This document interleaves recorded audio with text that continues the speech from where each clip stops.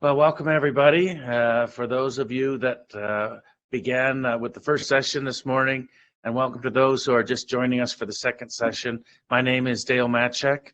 I'm the chairman of the economics department here at Northwood University, and this is our 45th annual seminar.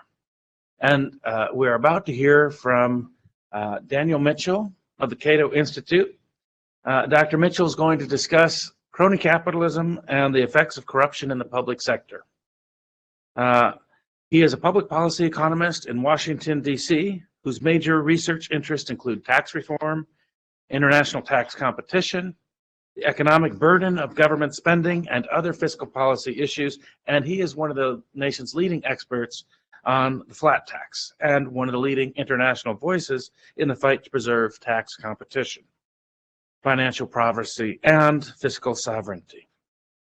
He has decades of experience authoring papers, writing editorials, working with public policy community, and presenting the free market viewpoint through newspaper, television, and radio media. He was a senior fellow at the Cato Institute for 11 years and spent nearly 17 years as an economist at the Heritage Foundation. Earlier in his career, he served as an economist for Senator Bob Packwood of Oregon and was director for tax and budget policy for Citizens for a Sound Economy.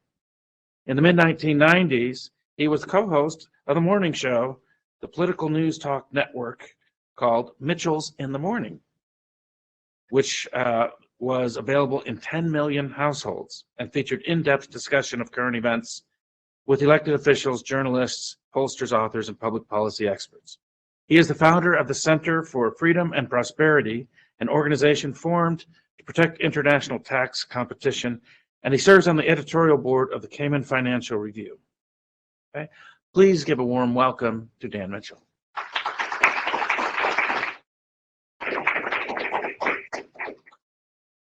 Well, thank you very much. Before I start talking about my topic, which is industrial policy, sort of cronyism and corruption and all the problems with that, I want to say something about following up on what Richard was talking about in his presentation. You'll notice that he compared New York and Florida, and you'll notice he also talked about Switzerland. Well, I want to give you an example of something. When I was speaking in Paris a few years ago, I asked the audience, do you have better roads in France than they have in Switzerland? Nobody said yes. Do you have better health care in France than in Switzerland? Nobody said yes. I asked, do you have better education? I just went through the list of all the things that government provides, and I said, are these things being done better in France than they're being done in Switzerland? And by and large, nobody made any argument that France was somehow doing better on all these things. So then I gave them what I think was the most relevant piece of data. The burden of government spending in France is about 56% of GDP, and the burden of government spending in Switzerland is 33% of GDP. And of course, because the burden of government spending in France is so much higher, they have much, much higher taxes. And so the relevant question that should be asked, just like Richard pointed out, you want to ask this question if you're a New York resident when you're looking at Florida. When you're a French resident, you want to ask this question when looking at Switzerland. What are you getting for your money? And likewise, as an American, I compare the U.S. to places like Taiwan, which Richard also mentioned. The burden of government spending, and of course, also the burden of taxes are much, much lower in Taiwan, roughly half the U.S. level. Do we have better roads, better health care, better education? Any of these things? No. Government gets bigger. It works to the benefit of special interest groups. It doesn't work to the benefit of ordinary people. So that's my little editorial diversion on what Richard said. I want to build upon all his good observations before I started talking about industrial policy. Now, with regards to industrial policy, the first thing you need to do is define it. And frankly, it's not easy. Because when you're looking at industrial policy, it's basically special favors from politicians to either a specific company or to a specific industry. But what are those favors? We sort of know the idea. They're putting their thumb on the scale to help one group, usually campaign contributors, at the expense of everybody else. And I would argue it's sort of a version of central planning, but that's still not really telling us, well, what exactly is it? It's sort of like in modern politics today, there's a big definition. What does it mean to be woke? Does it mean simply being polite, which we would all agree with? Or does it mean some sort of, bizarre definition where you're canceling people and being oppressive to people? Yeah, and different people have different definitions. I tried to come up with my definition of industrial policy, and I put together a spectrum. Full-blown central planning, think the old Soviet Union. That's sort of the hardcore example of industrial policy. Then you have sort of, as you move a little bit in the, what I would call the more market-oriented direction, then you have modern-day China, but where the government is still playing a very dominant role in the allocation of resources. Government controls the allocation of credit. It determines which businesses get special favors and stuff like that. So total central planning, a lot of central planning, and then you sort of have 1980s style Japan, where famously people used to say that MIDI, the Ministry of International Trade and Investment, I think was what the initial stood for, but the government steered resources, not as sort of comprehensively as China, and certainly not total government control like you had in the old Soviet Union, but you had the government playing a significant role. Huge role, total role, significant role. I guess we'll put little adjectives onto this.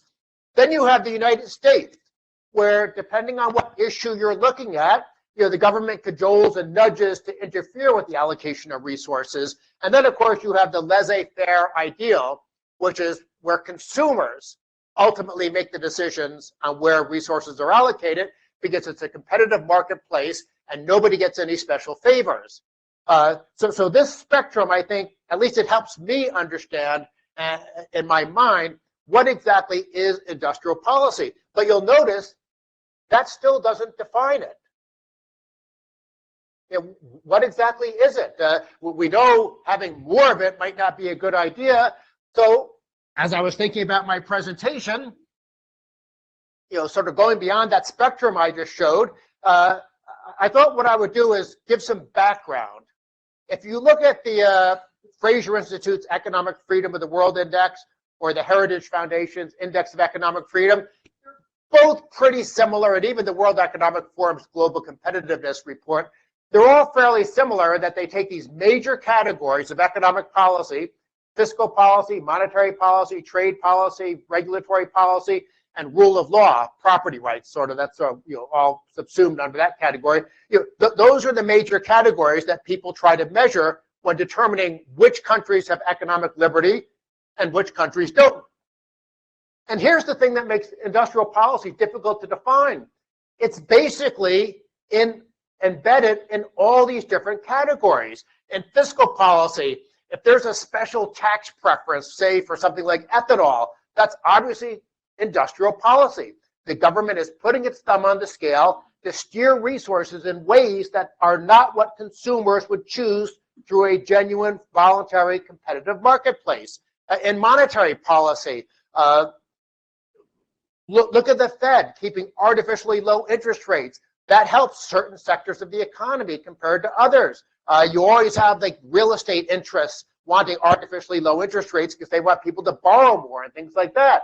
But maybe that, as we're seeing now, you get sort of this hangover effect when the Fed does easy money policies. Trade policy is obviously a big example, because what is protectionism? It's politicians responding to their campaign contributors to hinder the ability of consumers to buy what they want. And generally, it's not sort of the old Hamiltonian revenue tariffs. I think our first tariff law in the U.S., which is flat 10% across the board on all imports. That was, that may not have been good policy, but it wasn't industrial policy. Trade policy today, as we saw, especially under Trump, and Biden's basically continued all those policies, it's looking at industries that have lots of lobbyists and campaign contributions and saying, we're going to block your foreign competitors to give you undeserved profits. Regulatory policy, obviously a huge example where you see lots of industrial policy, because what is regulation? Regulation is government stepping into the economy and imposing certain rules that generally do not apply broadly. Instead, what they wind up doing is helping different companies and different industries compared to their competitors. So that's a big area. I would actually argue that regulatory policy and trade policy are the areas where you get the most industrial policy, but obviously you get them all over the place. When you're looking at the rule of law, property rights category, same thing. You also find industrial policy. When you have bureaucrats and politicians in Washington just arbitrarily and unilaterally deciding, what rules to enforce or not enforce. I don't know whether you call it monetary policy or whether you call it rule of law, but look at what the government just did with Silicon Valley Bank. They arbitrarily said, we're going to cover all deposits there, not just the ones that were insured up to $250,000. Now, what about a small community bank in Michigan or Nebraska or Oregon? Would they get the same special treatment? Do they have all the donors and the politically connected people? No. So that's industrial policy. Again, it's special rules, special favors given by politicians and bureaucrats in ways that distort the efficient operation of the economy. Now, I've noticed sometimes when I talk about economic efficiency and stuff like that, when I'm speaking probably to people in this audience, and certainly when I'm speaking to economists, everyone knows what you're talking about and accepts that is a good idea. But if I'm speaking to just a general audience, sometimes they don't. And so let me take a second to explain why economic efficiency is important. In economics, there are two factors of production, labor and capital. Labor is obviously us, our minds, our hands, what we do when we go to work and things like that. And what's capital? Capital is everything from machinery that we work with, the technology that's been developed and things like that. And why am I giving this wonky discussion of labor and capital, the two factors of production? Because our prosperity, our living standards are a function of how efficiently we mix labor and capital together, usually guided by the decisions of entrepreneurs, where over time, in theory, we're all going to have higher living standards because of the competitive process of entrepreneurs coming in, disrupting old systems, adopting new systems that enable us to produce more with less. Because that's really what economic efficiency is, producing more with less. And so the bottom line, the reason I sort of am digressing into that wonky little discussion, if we want people in our society to be richer in the future, if we want more economic opportunity for ordinary people, we want economic efficiency. Now, by the way, let me also make a digression that I think is important. Economic efficiency can be brutal. Let's say 30 years ago or 40 years ago, I worked in the typewriter industry. Then all of a sudden, the personal computer comes along. And let's say I was a totally committed, good, honest worker. Through no fault of my own, I'm losing my job at the typewriter factory because the personal computer basically wipes out the typewriter industry. But you know what? We're all better off as a result of that. Even the people who worked in the typewriter industry were probably better off 30 and 40 years down the road. And the same thing is true for people in the candle making industry when the electric light bulb came along, or people in the horse and buggy industry when the automobile came along. So capitalism, there's the famous quote from Schumpeter, one of the Austrian school economists, who said that that creative destruction was the essential nature of what capitalism is all about.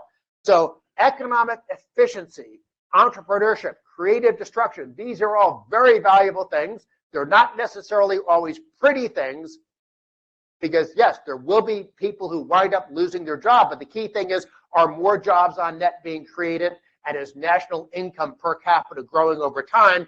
And you get that with economic efficiency. And that's why having politicians and bureaucrats interfering with that process is not a good idea. And like I said, it's, I gave the example from today's headlines of Silicon Valley Bank. It's not just economically bad, it's morally wrong.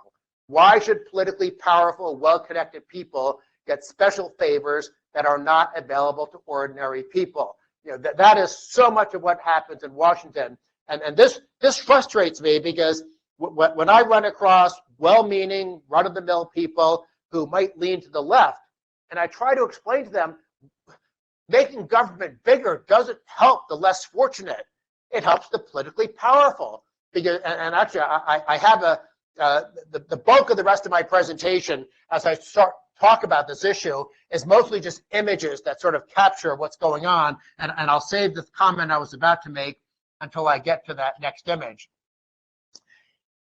Here's something that sort of tries to capture how cronyism, basically, I use cronyism and industrial policy interchangeably because that's what industrial policy is. Governments interfering to help their cronies. Who are their cronies?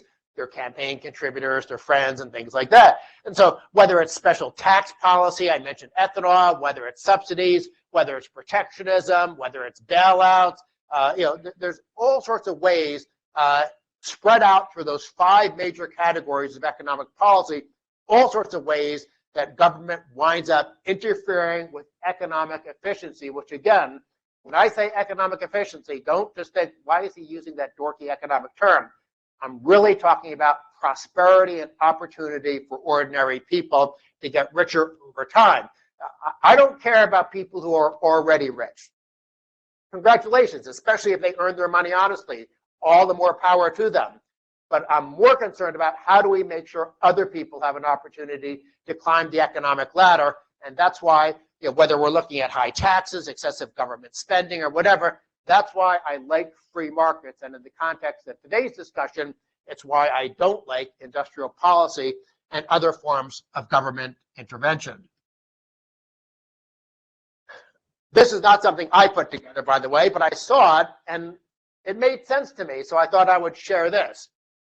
It basically describes capitalism versus corporatism, and corporatism is just another way of saying cronyism, industrial policy. But under capitalism, we have this sort of Schumpeterian description of what happens. Somebody has an idea, they form a company, they find investors, the company becomes successful, but then somebody else comes along with a better idea, and you sort of get this churning, this creative destruction of a capitalist system. And yeah, somewhere along here, the typewriter worker maybe loses their job, but society as a whole, including the descendants of typewriter makers, are better off. That is genuine capitalism, free enterprise at work. What is corporatism or cronyism or industrial policy? Well, it sort of starts the same way, but then once the company becomes successful, they start giving money to politicians. They start looking for favors from politicians. They start interfering with the competitive process of creative destruction. And then guess what? What's the net result? The most corrupt and manipulative corporations make the most money. That is the bad outcome. And what worries me is that our economy is looking more and more like this over time rather than looking like this. Now, why do politicians do this? I've given you a very cynical explanation that they're just responding to campaign contributors. And that explains a lot of what's going on. But also, the problem that you have in Washington is politicians have a very short time horizon. Their decisions are motivated by when the next election takes place. And when something bad happens, and bad to a politician means someone's losing their job or something like that, they want to intervene. And maybe even, I don't really accept this, but maybe they're intervening for good reasons, at least inside their own minds and hearts. They're thinking, oh, I don't want the typewriter factory in my district to shut down. And so I'm going to intervene and somehow try to, obviously they weren't successful in stopping the computer from coming along, but maybe they would have tried to do that. Actually, I wouldn't be surprised. Somebody should write a dissertation on what happened to politicians from districts representing typewriter manufacturers. What did they do when that happened? Because they probably tried to throw sand in the gears and things like that. But the net result is whether politicians are well-meaning or whether they're just shallow and scheming, the net result is when they interfere, when they move us to the right side of the screen instead of being on the left side of the screen, the overall economy suffers. And you could almost take any headline about economic policy in Washington and apply this to what we're seeing. It certainly applies on trade policy, on regulatory policy, and in all sorts of ways. Actually, I have a clicker here. I should just hold this. I can't tell you how many times someone will like I'm giving a presentation or doing a debate or something like that, or on some TV show, and one of my friends from the left will just attack me. Oh, you favor big business, and therefore you favor all the bad things they do. No, what they're attacking is cronyism. They're not attacking free markets. Now, unfortunately, they don't see the difference because they think free enterprise is pro-business. That is not true. Free enterprise is pro-entrepreneurship. It's not pro-established businesses. Now, sometimes those things get blurred because if you're against, like, say, Biden wants to increase the U.S. corporate tax rate from 21% to 28%, you can be against that, and that's a pro-business step, but it's a pro-every business step. It's not just favoring a policy that benefits a tiny handful of companies. So profits are a good thing, but not always. They're a good thing when they're earned through honest competition. And this becomes an issue in Washington when periodically, there might be some story. Let's say oil prices shoot up because of what's happening in Ukraine or whatever, and then and that, of course, what does that do? If you're sitting on reserves of oil, like an oil company does, your profits go up when that's happening. Now, of course, when oil prices fall, your profits go way down, and maybe you're losing money, but you never see the headlines about that. You see the headlines when profits go up, so politicians will bash profits, but assuming that those oil companies are honestly competing and building their reserves and exploring for new oil and producing new oil, that's perfectly fine. They're earning their money. It's unfortunate that Russia invades Ukraine and that prices go up, and we don't like it when we fill up with gas, but we like it when things calm down around the world and prices come down, oil company profits fall. But that's part of the competitive process in a private economy. Profits rise, profits fall, depending on underlying economic condition. But remember, profits are only good when they're earned honestly. Remember back during the financial crisis, Fannie Mae and Freddie Mac, the two government-created entities that subsidize housing finance, they used to have giant profits. Why do they have giant profits? Because they had access to the Treasury, so they could borrow at much, much lower rates than private companies like GE Capital. And what happened? You wound up having politicians getting appointed to the board of Fannie Mae and Freddie Mac. It was really no different than in China, where the sons and daughters of Central Party Committee members set up factories and get access to special financing. It's really a disgusting and immoral system that Fannie Mae and Freddie Mac were doing. So Fannie Mae and Freddie Mac got lots of profits. They also, of course, wound up destabilizing the entire economy because their subsidies led to too much money getting plowed into residential real estate. But the net result is good profits, good, immoral profits, bad. And again, there are all sorts of different ways that we see this play out depending on what issue we're talking about. Again, any look at a daily newspaper, any economic story, not any economic story, but almost all economic stories will have some element of this. If Washington is involved, it's either because some politicians are trying to protect special favors or they're trying to create special favors. And that interferes, again, with what? The efficiency of the market at delivering us higher living standards and more economic opportunity. That is not a good thing to do. Okay, let me do an experiment, see if I click this and it works. All right, there we go. Here's a great quote from an economist up in Canada. Governments are not great at picking winners, but losers are great at picking governments. Now, I suppose I should elaborate. Losers might not be losing monetarily.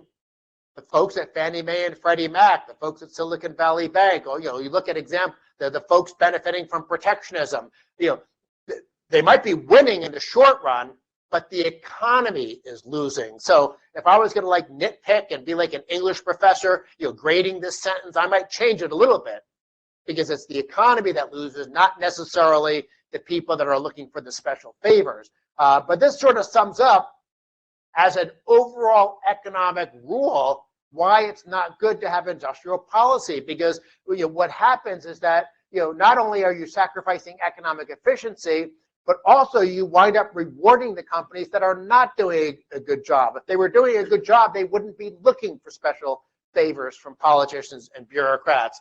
So anytime I write about industrial policy on my blog, I will almost always excerpt this as a visual, because I think this one sentence, again, not perfect, but it captures so much of what's wrong with the way industrial policy actually works around the world.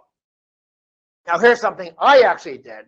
I have these different theorems of government that I share. I think I'm up to 15 of them. But this one sort of summarizes the difference between being pro-free enterprise and being pro-big business. Big business is happy to support free enterprise, except when those large firms want handouts, subsidies, protection, special privileges, and bailouts, or when they see a chance to screw small businesses and other competitors with mandates and red tape. You'd be surprised at how much of what happens in Washington is big businesses trying to hurt small businesses. Big businesses, by and large, like regulation. They like reporting requirements and mandates and things like that. Why? It's a cost on them. Why would they want cost on themselves? Because they know that they can absorb those costs much better than small businesses. If you're a small business owner, and basically you're the only management person in your small business, and you have to spend 20 hours a month working on government reporting requirements versus a big corporation that has a staff of 50 people dealing with these requirements, of course you're going to be disadvantaged. It's my next slide. I have a video that was done by very clever, talking about how bad cronyism is. So since it's up on the screen, why don't we go ahead and play it right now? More entertaining than me talking. We need sound.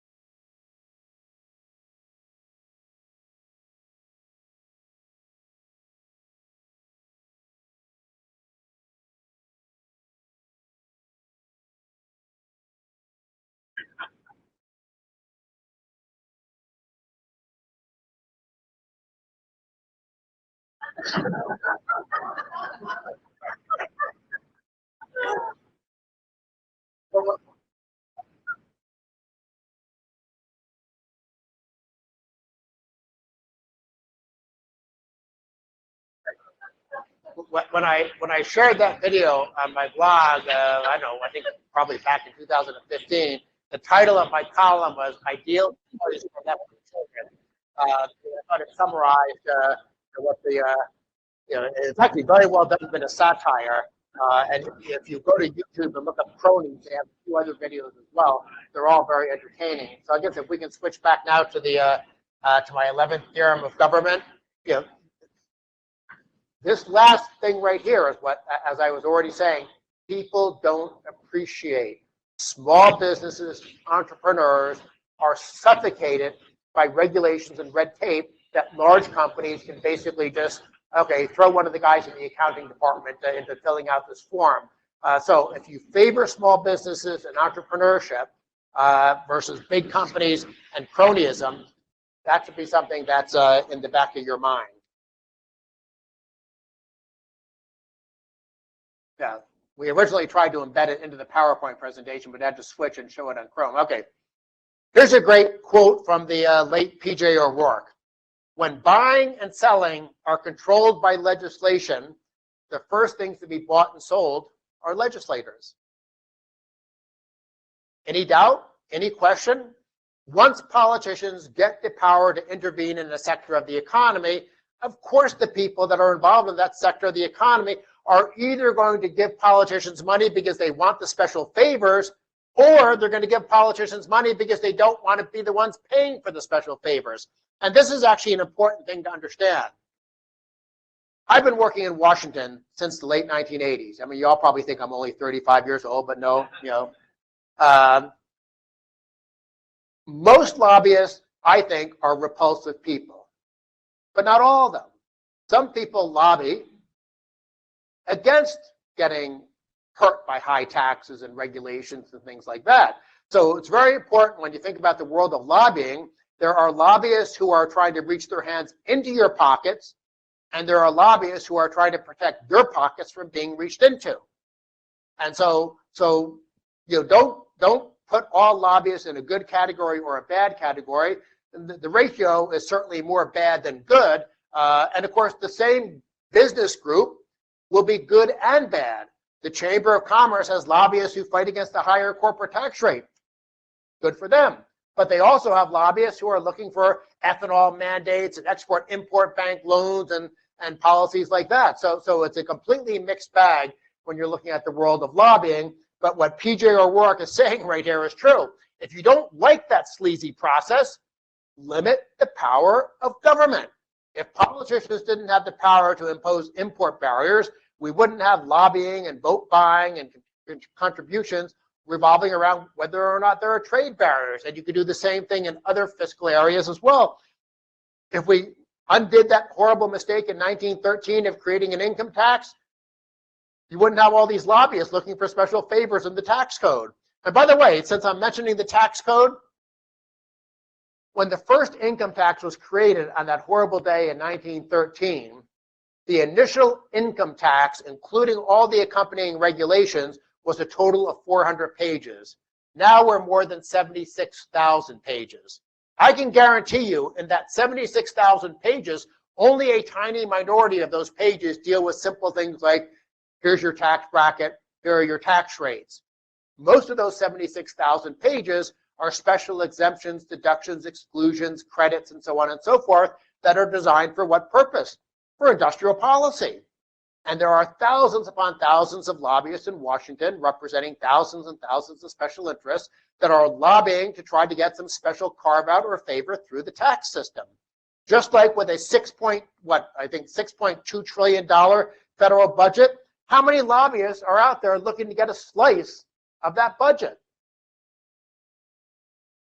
I actually don't know the answer. It's just a rhetorical question. But the point is, if we had a limited central government like our founding fathers envisioned, a lot of those lobbyists would go home because there would be no need for them to get fat and happy by manipulating the system.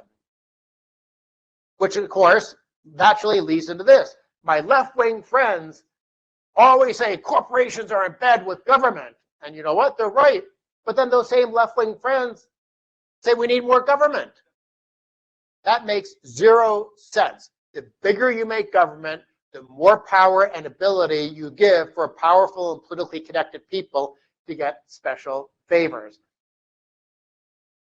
I want to talk now about the real world examples about industrial policy. When I first started working in Washington in the late 80s, I can't tell you how many times I was on TV, especially John, who was the guy? Pat Choate. Pat Choate was the big industrial policy pro-Japan guy. I used to always go on CNN and whatnot debating this guy, and he was saying, Japan is a great example. We need to copy Japan. We need wise, all-knowing, powerful people in Washington to determine where investment dollars get steered to, what industries are given special favors, because they'll do such a good job and the market is just too inefficient and not good enough. Well, of course, Japan, starting in 1990, began decades of economic stagnation. And so their industrial policy, which people all through the 1980s were talking about Japan Inc. and, oh, Japan's buying up America. And then they were all terrified of Japan.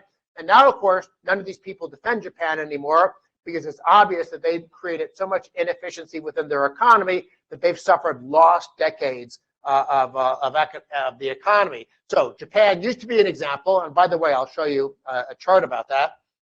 Now, when I go on TV or I'm at conferences debating folks, they say China is the great example of industrial policy because, you know, as I already showed you in that spectrum, China is the closest to this old Soviet Union in terms of government controlling the allocation of capital and credit and what industries get advanced and what industries get punished. So, oh yeah, why don't we copy China? They have such a success story of picking winners and losers. But let's actually look at some data about that. Regarding China, this is per capita economic output in the United States and China, according to the World Bank and according to the IMF. You know, two different international bureaucracies. Their estimates aren't exactly the same. Who knows which one is right? But the point is, do you want to be the bluish bar or do you want to be the orange bar?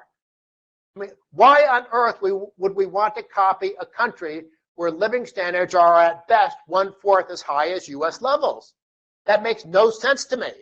Okay, yeah, China has entered the world economy.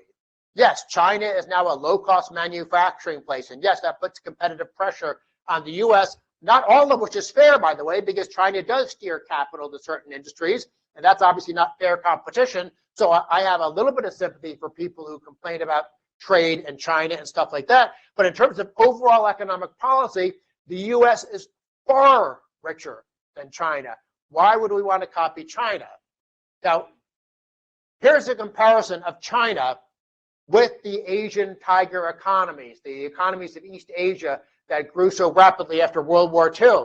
And you can see that Taiwan, South Korea, and even Japan, look at how fast they grew from their initial periods of economic reform.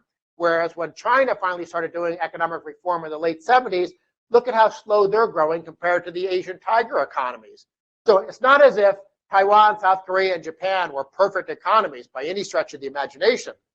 But they were more market-oriented for sure if you look at economic freedom of the world and the index of economic freedom, and they are outperforming China by a very significant margin. And by the way, this is some very new research that I've just been sharing. If you don't take Chinese economic data at face value, and if instead you base it on satellite data, there's a very clear correlation between something called nighttime light and economic activity in a country. Well, the Chinese government can lie about GDP figures. What they can't lie about is the amount of light that's being emitted at nighttime.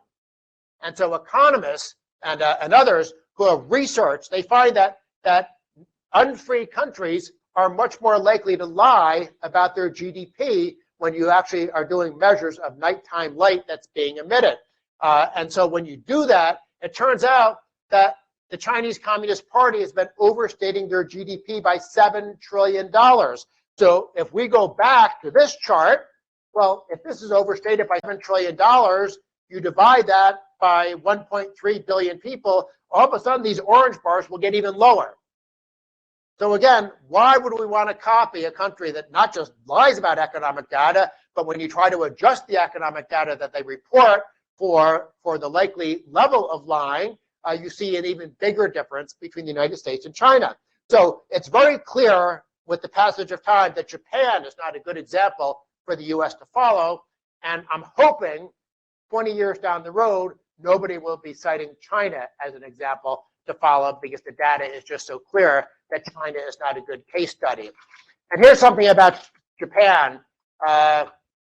I forget which school in Switzerland publishes the Institute. What does IMD stand for? Institute for Management something. But anyhow, they do a yearly competitiveness ranking.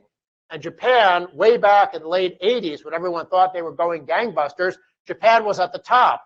And look at now how Japan has fallen dramatically as the folly of their industrial policy has been exposed. So every country that my friends on the left, and frankly also on the right, because a lot of Republicans now are advocating industrial policy with that so-called CHIPS Act, and I'll talk about that in a second. But everyone who advances China or Japan as an industrial policy success story, I think the data is very, very clear that they are way, way wrong. Now, here's a chart from The Economist that tries to measure what they call their crony capitalism index, which is billionaire wealth as a percent of GDP ranked by crony sector wealth. Now, I don't think this is a perfect measure because they simply decided that certain sectors were cronyist. And when you look at the details, yeah, there probably is something to it, but I don't, like for instance, casinos were part of the crony capitalism index. And if you look at how casinos get approved in countries or in different states in the US, there's a lot of corruption in the way that goes on. But that doesn't necessarily mean, if you just had a very open, transparent process, if you tick these boxes, you could open a casino, there would be nothing cronyist or corrupt about that. And likewise, I think mining was an example of a crony sector, and in some countries it is. You bribe the politicians, you get the permit to open the mine. So it's not a perfect measure, but there certainly is something to it. You can see Russia is the worst cronyist country. Well, it has a share of billionaire wealth. So actually what you want to look at is how much is a gray or black bar compared to how much is a light blue bar. So Malaysia is probably the worst of the worst. The good news is you can see that the United States, we have a little bit of cronyism, but compared to other countries, we seem to be doing okay. Germany certainly seems to be the best of the best in that regard. But a lot of countries in the developing world, you can see that cronyism is a major problem for them. Now, again, is this the most accurate way of reflecting and measuring it? Probably not, but I thought it was an interesting enough chart that it was worth sharing. Here's probably the most depressing slide that I have of all. It shows what companies do and what drives their profits. Is it good to have R&D driving profits? Yeah.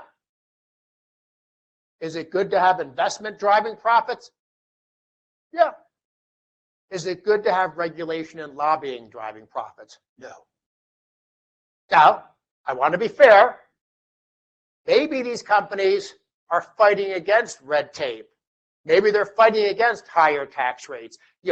Again, as I said before, not all lobbying is bad, but just like with that economist chart I just showed, we look at that and we sort of get this queasy feeling that that's probably not a good sign of a dynamic, competitive private sector. That's some indication that if companies think profitability can be achieved by spending more time in Washington, that is not a good sign for the health and vitality of the American economy. Even if they're doing nothing but defensive lobbying, that is still a waste of resources. Wouldn't it be nice if we got the government out of these areas so that companies, even if they're being defensive, don't need to waste money on it? And certainly if they're looking for special favors, I definitely want to wipe out that blue bar altogether. I want profits to come from serving consumers, which comes from investing and research in good products at good prices. That's what drives a genuine free market economy. Here's my last slide. And this sort of sums up not just industrial policy, but it sums up so much of what the debates in Washington are all about. My friends on the left, to them, this is the enemy. The rich. And then there's everyone else that's non-rich.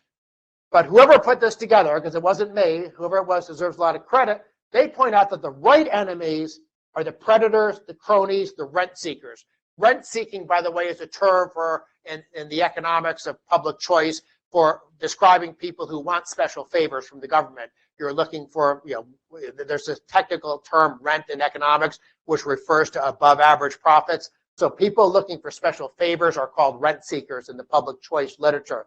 So these are the bad guys. They can be rich bad guys. They can be non-rich bad guys. And the good people are the ones who want to earn money honestly and simply exist in the private sector, serving their fellow human beings by working, saving, investing, and being entrepreneurs. So with that, wasn't the last slide. I lied, but I'm from Washington. You're probably used to that. I mentioned the CHIPS Act. The CHIPS Act is that big industrial policy bill that was passed in the previous Congress. It mostly was designed to have lots of subsidies for the semiconductor industry. And by the way, as I have many times, let me bend over backwards in the interest of fairness. There probably is a legitimate reason to worry that so many of the world's semiconductors are made in Taiwan. And any day, who knows, hopefully not ever, but maybe China will invade Taiwan. And so if semiconductors are very important for the economy and a vast number of the semiconductors are made in Taiwan, maybe there's a good reason to be worried about that. And wouldn't it be good if we had semiconductor production in the United States?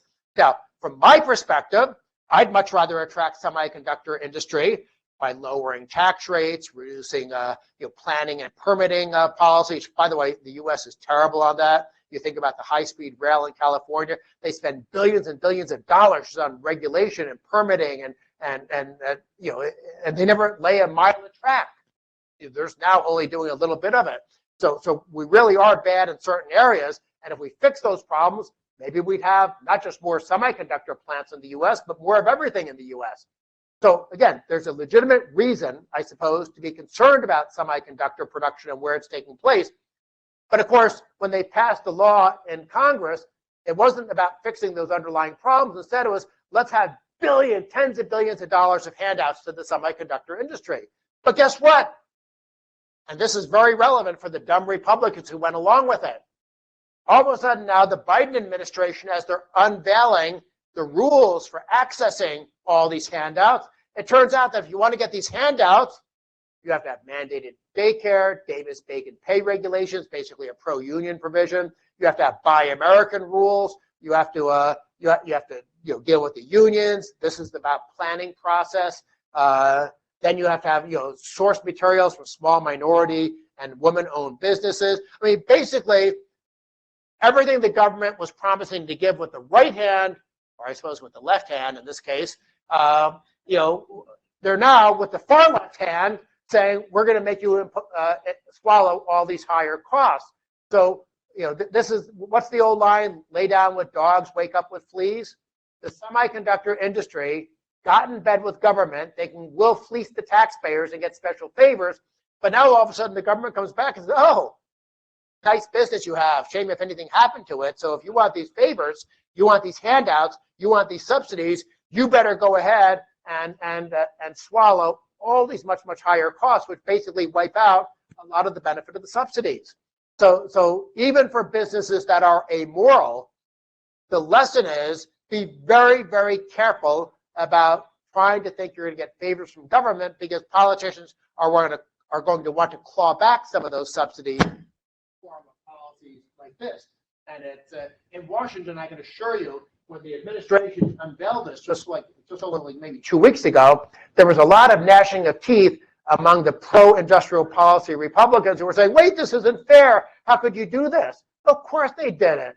It's, what's that old fable about the frog gives the scorpion a ride across the river, and then the scorpion stings the frog, even though the scorpion's then going to drown? Well, that's just what scorpions do. This is what politicians do. You can't trust them. They're going to screw up in every possible way you could imagine, and then other ways as well. So now that was the final slide. This is my organization, Center for Freedom and Prosperity. That's my Twitter handle. That's my daily blog. And I'm happy to answer questions. I think I went longer than I wanted to go, but there's so much dumb stuff to analyze and cover. But until I'm told it's time to shut up, if anybody has any questions, I'll be happy to answer. Dr. Mitchell, thank you so much for the entertaining way you presented the topic. All my students have prepared questions from the Freedom Seminar. I'll give them the chance to do so before anybody else. But I would like to ask one thing first. You mentioned Trump, his trade policy, and his tweets was the only thing that I didn't like about the guy. And I will try to play devil's advocate, however, here. We have seen in the last couple of years an intensified effort on behalf. I mean, I know what Friedman said, and I agree completely. Under normal circumstances, nations don't trade, individuals trade, wherever they live, it doesn't matter. So free trade is the best option of all. But we have seen how the Chinese Communist Party has been using a stick, think Putin, to beat up a puppy, think Zelensky, a puppy that we care about, and they're doing it in order to test our resolve because they have their eyes on Taiwan.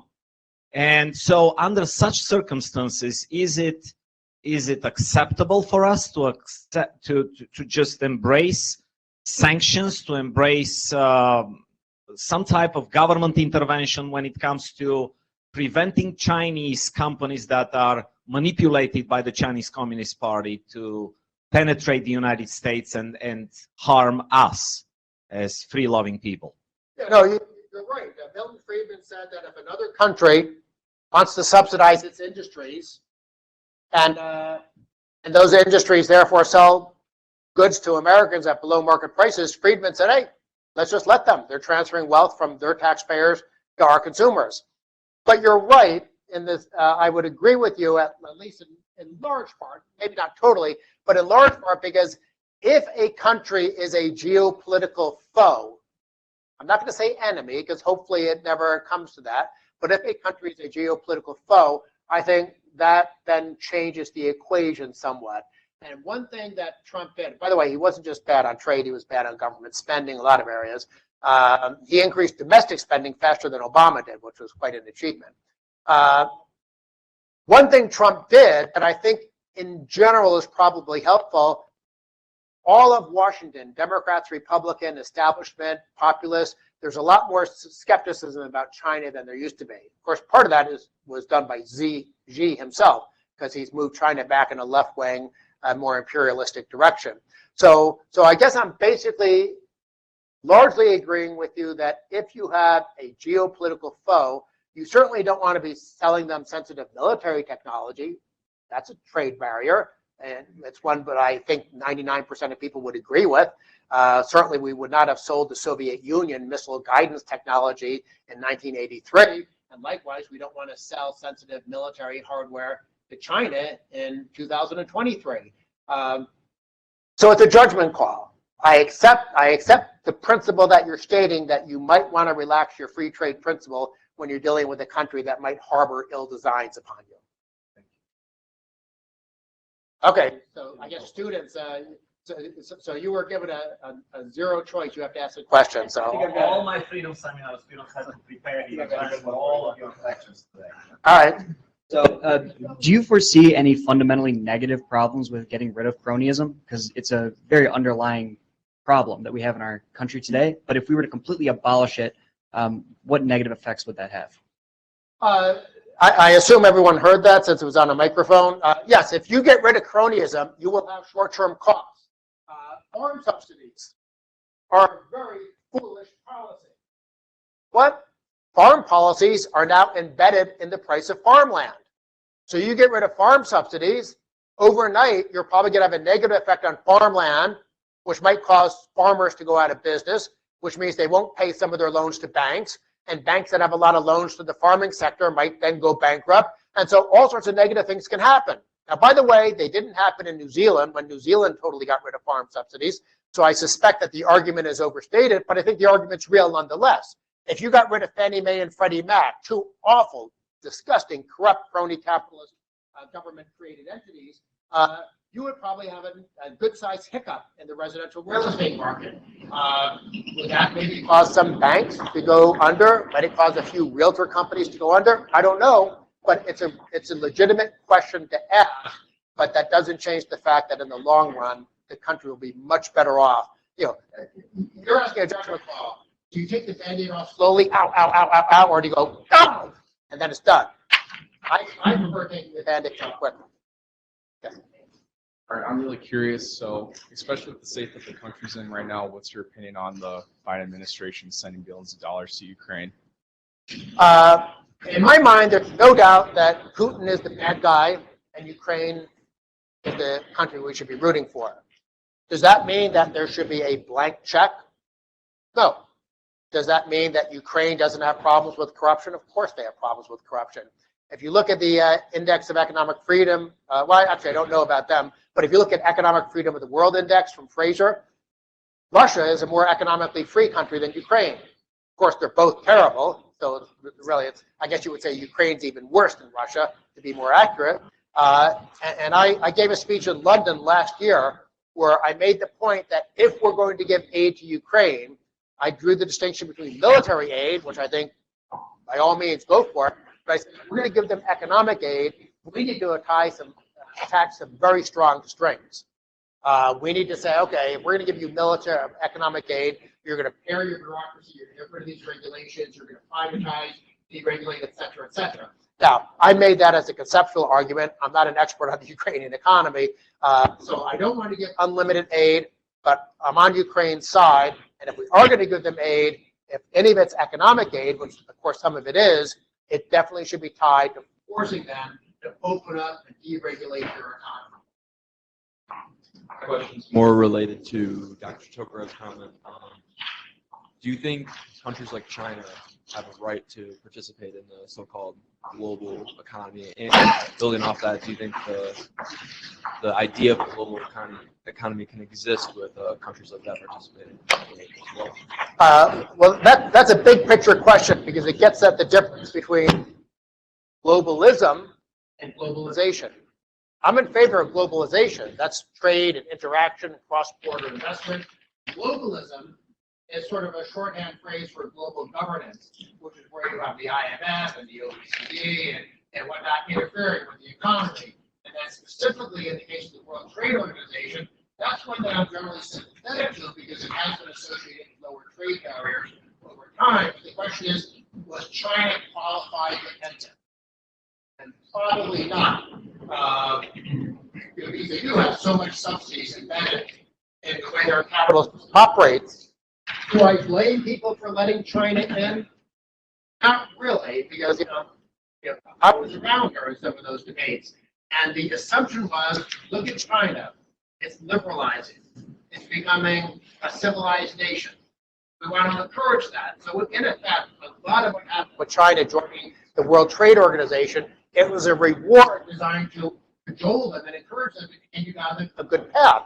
And the idea was, well, Singapore used to be a dictatorship, still not exactly a full-fledged democracy, but it's a very free economy that's very, very rich. And so the idea was, let's at least encourage China to sort of be like Singapore, gradually liberalize and free its people and adopt free market reforms to become a rich country, and we'll reward them with WTO membership. But then Xi comes to power by 2010. He's moved China significantly in the wrong direction. Does that mean it was wrong in 1993 or whatever it was? It just meant that it was a judgment call that just by whatever the courts of fate, Xi took over in China. It turns out that it may have been a mistake, but it was a well-intentioned mistake. Yes. In your honest opinion, I kind of have three questions in one. So, what makes politicians and elected officials want to become corrupt, and what is to gain in their eyes? And also, do you think they think about the consequences they perform before they actually do the action? Well, let's see. Do I have 5 hours? There's actually a big debate, and there's actually academic research in the political science literature. Does getting into government make people corrupt, or are corrupt people drawn to government? I certainly think there's something to the second half. Think about the people who ran for student council president in 6th grade, and that was like their entire life. I want to get the affirmation of my fellow students by being elected as part of student government. Maybe some of that was you, so I'm not trying to insult you. But if that became like a driving force in your life, and then you want to become a politician, that's probably not healthy. So I think of someone like, not just Joe Biden. I don't want to make this partisan. Think of someone like Bob Dole. He came back from World War II. What was the first thing he did? He wanted to be a politician. And he became a politician all his life. And he got rich being a politician. What a coincidence. Joe Biden, same thing. The moment he got out of college, he became a politician. He's been a politician his whole life. Oh, what a coincidence. He became rich. So Republican and Democrats who what their consuming ambition in life is to be a politician so they can lord power over other people. I'm a little bit skeptical of them. I'd much prefer someone coming in from the outside simply because they have some pre-existing beliefs about, well, I want to make life better. Now, I got into public policy because of Reagan, so I cite him as an example. He had a successful career as an actor, as a union president, doing speeches for GE and stuff like that, but he cared about government policy, and he wound up running for governor of California, then president. Now, obviously, there was some ambition there, but it didn't seem like that was his whole life. He had already been successful in one field, and I'm sure there are folks on the left. Again, I'm not making a partisan point. There are probably some folks on the left who, think of that congressman from San Francisco, Ro Khanna. I don't know if you know him at all, John, since he's in your field of I-10. But he has views I disagree with in terms of economic policy, but I get the feeling he's genuinely sincere. So I prefer sincere politicians, even if I disagree with them, rather than sort of lifelong careerist politicians. Sort of answers only part of your question, but we're probably running out of time. So as you had talked about, like government doing things and only telling people that have the special access to that, why do we allow this to happen? Will there ever be a solution for that, or will people ever realize this? Or well, we don't allow it to happen in the sense that, well, I guess in some sense we do. We elect the politicians, they pass the programs, but it's not like any of us, or very few of us, actually think about the consequences. We have normal lives. And, there's an election coming up. Let's see, who are these candidates? I saw this commercial where this guy said this woman said that, and then we vote. But we don't have the time to pay attention. And I already mentioned public choice economics, which is the economic analysis of what drives and motivates people, whether they're politicians, bureaucrats, special interest groups. And the people who are inside government and benefiting from government, they have a huge incentive to follow very closely and to be very involved, whereas the average taxpayer, we don't have that incentive. And this is the whole issue of public choice of concentrated benefits dispersed costs. All of us in this room lose because of policies like the sugar quota. And guess what? I don't think any of us will ever spend 2 minutes trying to change that policy. But if you're the Don Jewel family in Florida, the sugarcane plantations, you have a hundreds of millions of dollars incentive to make sure you're lobbying and working the system to make sure that we continue to have sugar subsidies and protectionism and stuff like that. And so that's the problem, is that ordinary people don't have the incentive to monitor this special interest and have their hands in the pockets. They do have an incentive. So the sugar subsidy may cost every American family $10 each, probably a lot more than that, but it's worth hundreds of millions of dollars to the sugar producers. So we don't care, they do, they win. All right, so we're going to go back and touch on government bailouts and influence from large corporations in Washington. I was wondering what your opinion was on General Motors bailout, because it is a large corporation with a lot of influence in Washington. However, you could say small business did benefit, such as dealerships, family-owned dealerships. What is your opinion, and is the economy worse off from that bailout? I think the economy is worse off, and what people don't understand is that there's a difference between a restructuring bankruptcy and a liquidation bankruptcy. General Motors was not going to be liquidated. But if they were underwater and couldn't pay their bills, they should have, what is it, Section 7 is restructuring, Section 11 is liquidation, John, do you happen to know? But it doesn't, whatever the different provisions of law are, they would have gone through a restructuring bankruptcy, which is a lot of what was forced on them by the whole TARP bailout in the first place anyhow, but it would have probably been deeper. And a lot of what happened with the TARP bailout, because that's where the auto companies got their bailout, it was designed to protect the privileges of the unions, not so much, because they forced auto dealers to close and stuff like that. So it was largely a fight about making sure the unions were spared some of the restructuring that was imposed on the company. So that was what drove the politicians in Washington. But as I did not favor the bailout either of Wall Street or of the auto companies, because it's not like those businesses would have disappeared. It just would have been the traditional bankruptcy law restructuring, not the politically motivated restructuring that we got with TARP. That is all the time we have for questions for now. So please join me in giving a big round of applause.